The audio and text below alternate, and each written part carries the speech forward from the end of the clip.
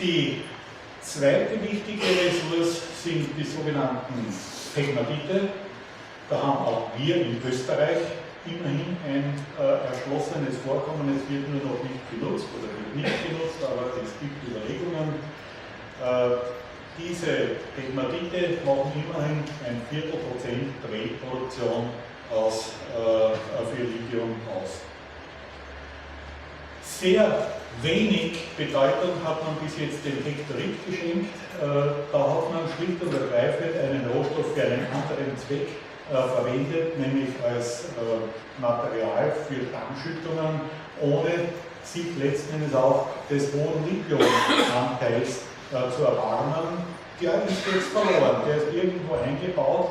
Das heißt, hier sollte man sich wirklich anschauen, ob nicht aus solchen Rohstoffen, die für irgendeinen minderwertigen Zweck verwendet werden, das höherwertige Produkt eigentlich vorher noch ausgeholt werden könnte. Genauso bei den Erdölformationswässern. Sie fallen mit der Kohlenwasserstoffproduktion an. Sie werden nur kurz behandelt, dass sie, wenn sie rückgebracht werden in der Lagerstätte, keinen biologischen Schaden anrichten, wodurch die Lagerstätte unter Umständen nicht mehr verwendet oder zerstört werden kann durch irgendeinen biogenen Prozess. Aber dass man letzten Endes, wenn man schon einmal in der Hand hat, dieses Wasser sprichwörtlich auch das Lithium herausholt, das ist bis jetzt auch noch niemand eingefallen. Was möchte ich damit sagen? Es gibt hier neben den konventionellen Lagerstätten noch sehr viele unkonventionelle Möglichkeiten, an diese seltenen Metalle heranzukommen. Wer sind die größten Lithiumproduzenten? Nicht verwunderlich, das sind die Südamerikaner. Chile, das ist letzten Endes der Lithiumproduzent schlechthin. Australien und USA. Australien ist vor allem ein Pegmatitproduzent, also ein Spodumän. USA sowohl als auch. Und hier haben wir bereits einen Herfindahl-Hirschmann-Index, der wesentlich geringer ist, aber immerhin noch bedenklich hoch, über 2000 mit ungefähr 3781.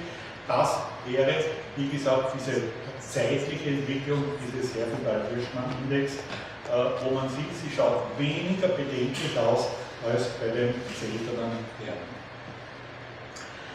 Mit diesem Chart wollte ich Ihnen eigentlich nur zeigen, dass es sehr viele Projekte in der Pipeline gibt. Es sind vor allem Brine-Projekte, wo man durchaus rechnen kann, dass in der nächsten Zeit viele dieser Projekte tatsächlich zur Produktionsreife gelangen werden. Mit diesem Chart möchte ich ganz kurz auf Professor Heller noch einmal zurückkommen, der hier eine Vorratszahl genannt hat von über 6 Millionen Tonnen an Vorräten, die nicht ganz stimmt. Das ist die Darstellung von Dahil, die meines Erachtens nach aus rohstoffwirtschaftlicher Sicht völlig unzutreffend ist, weil sich bestimmte Lagerstätten, die derzeit sogar genutzt werden, aus der Berechnung ausklammern. Dahil hat beispielsweise die Spodumän, die Pegmatitvorkommen überhaupt nicht in die Berechnung einbezogen, auch die unkonventionellen Lagerstätten nicht. Das heißt, das ist hier eine nicht sehr seriöse Darstellung der tatsächlichen Verfügbarkeit von Rohstoffen. Ich behaupte nicht gerade, dass von diesen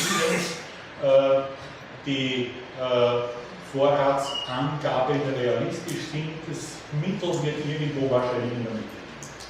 Tatsächlich gibt es eine Reihe von Ressourcen, die letzten Endes hier noch in Betracht gezogen werden, dass sie zukünftig wirtschaftlich genutzt werden können. Und Sie sehen hier vor allem 2008 bis 2010 die Entwicklung der Reserven, sind Reserven bitte, innerhalb von 3 Jahren fast 6 Millionen Tonnen an Zuwachs an Vorräten, das ist ja schon was, das ist nicht bei vielen Rohstoffen ähnlich der Fall. Und wenn wir hier diese Reservenbasis heranziehen mit der derzeitigen Produktion, kommen wir auch hier auf eine sehr, sehr hohe Reichweite, nämlich von fast 1400 Jahren. Die überspringe ich jetzt sehr gerne, damit möchte ich nur zeigen, es gibt sehr viele Projekte in der Pipeline. Und wie schaut es jetzt letztendlich beim Lithium aus mit der Produktion? Sie sehen eine stark steigende Produktion, einmal global gesehen. Wenn wir das auf Kontinente aufbrechen, sehen Sie die Bedeutung von Südamerika durch diese Gewinnung des Lithiums aus den Brines. Die Gewinnung aus Australien oder in Australien stark im Stein gegriffen. Sie hat jetzt wieder einen Upstream durch die Übernahme von Greenbushes durch Talison erfahren. Also auch hier, glaube ich, ist die Produktion für die nächsten Jahre und Jahrzehnte konsolidiert. Und die politische Stabilität ist unvergleichlich besser bei der Gewinnbarkeit als bei den seltenen Erden. Das ist sogar fast eine Ausnahme bei den Rohstoffen, dass der weitaus überwiegende Teil, also fast 90%, aus politisch zumindest aber nicht bedenklichen Regionen kommt. Wenn ich das Ganze jetzt ganz kurz zusammenfassen darf, bei den seltenen Erden haben wir eine Reihe von Lagerstättentypen, von denen aber vor allem neue Lagerstättentypen dazugekommen sind, die bisher überhaupt nicht als wirtschaftliche Ressource herangezogen oder betrachtet wurden. Wir haben eine überdurchschnittlich hohe Vorratsbasis. Was wir aber haben, ist eine hohe Länderkonzentration und eine enorme, fast 100%ige Abhängigkeit der Lieferländer oder von politisch instabilen Lieferländern. Und vor allem durch die Miniaturisierung, durch diese neuen Geräte, die wir überall einsetzen, durch die Neodym-Anwendung in den Permanentmagneten, ist uns schlicht und ergreifend das Material ausgegangen. Die Ressourcen sind da, aber wir können nicht rasch genug letzten Endes diese Vorräte nutzbar machen. Und wie auch Kollege Reiler schon gesagt hat, ein Bergbau, der heute auf der grünen Wiese geplant wird, braucht etwa 10 Jahre, bis er in Produktion kommt. Und diese Zeit, die geht uns ab. Innerhalb dieser wird es sicherlich möglich sein, oder nach dieser, auch aus politisch weniger sensiblen Regionen diese Rohstoffe hier zu gewinnen. Beim Lithium ist es fast anders. Auch hier haben wir mehrere Lagerstättentypen. Auch hier gibt es zusätzliche Lagerstättentypen, die bis jetzt eigentlich nicht als potenzielle Lithium-Ressource angesehen wurden. Eine überdurchschnittlich hohe Vorratsbasis, aber hier können vor allem zusätzlich durch neue Aufbereitungs- und Weiterverarbeitungsmethoden neue Ressourcen erschlossen werden. Wir haben ein relativ geringes politisches Risiko bei den Produzentenländern und gerade beim Lithiumbedarf sehe ich mittelfristig eigentlich keine Kritizität, und nicht umsonst ist Lithium in der Betrachtung der kritischen Rohstoffe oder ist nicht in diesen 14 kritischen Rohstoffen der EU-Liste enthalten, weil hier einfach ein gewisser, ich würde nicht sagen Überfluss, aber immerhin eine ausreichende Menge verfügbar ist. Ich möchte nicht, dass Sie jetzt den Eindruck haben, dass ich jetzt alles, was bisher gesagt wurde, über die Endlichkeit der Ressourcen über Bord werfe.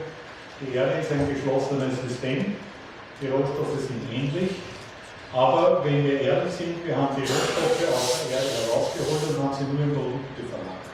Die Zukunft wird sicherlich sein im Urban Mining. Wir haben ja viele dieser Rohstoffe in irgendwelche Materialien hineingepackt, wo es nun gilt, durch vernünftiges Rohstoffmanagement, durch Recycling, durch Innovation, diese Rohstoffe teilweise zurückzugewinnen oder effizienter zu gebrauchen. Und hier, glaube ich, muss auch angesetzt werden bei der Forschung und Entwicklung. Wir brauchen Forschung auf dem Gebiet der Lagerstättengeologie, auf dem Gebiet der Bergbautechnik, der Gewinnung, Aufbereitung, auf dem Gebiet der Verfahrenstechnologie. Und wann es uns schon gelingt, neue Produkte herzustellen, dann sollte es wahrscheinlich auch kein größeres Problem sein, wenn man den Kopf ein bisschen schief hält, dass auch letzten Endes hier uns etwas einfällt, wie wir die Abhängigkeit von solchen Rohstoffen etwas reduzieren können. Danke für Ihre Aufmerksamkeit.